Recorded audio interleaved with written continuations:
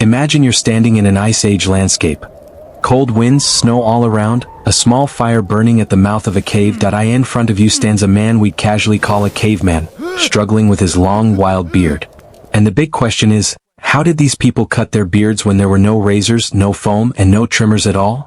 In today's video, we're going on a little time travel that will see how, from the Stone Age to the early civilizations, men tried to manage their facial hair, and by the end, your blunt modern razor might not seem so bad.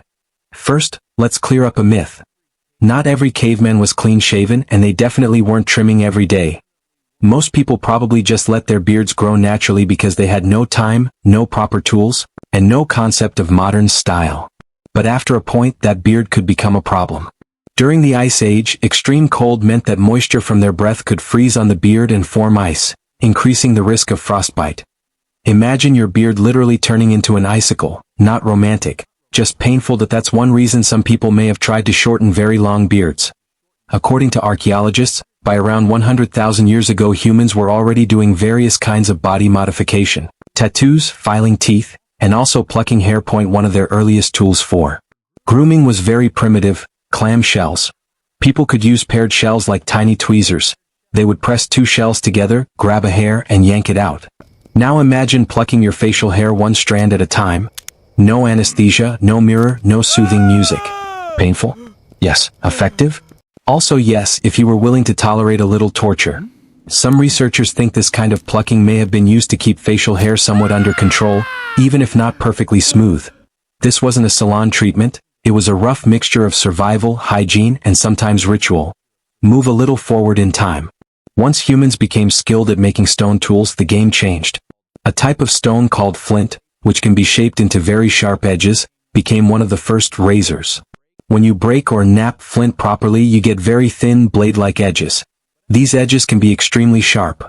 Obsidian, a kind of volcanic glass, can form blades as sharp as just a few molecules thick, sharp enough that modern surgeons sometimes use obsidian scalpels. So picture a caveman holding a small flint flake that acts like a prehistoric razor. They may also have used obsidian, volcanic glass with a smooth, razor-sharp edge, seashells, not just for plucking but sharpened and used for scraping hair. Shark teeth, naturally serrated and sharp, good for cutting. With these tools, people probably didn't shave like we do today, they scraped. They would draw the stone edge along the skin at a low angle, slowly scraping the hairs off. The skin would burn, small cuts were likely, but the beard got shorter.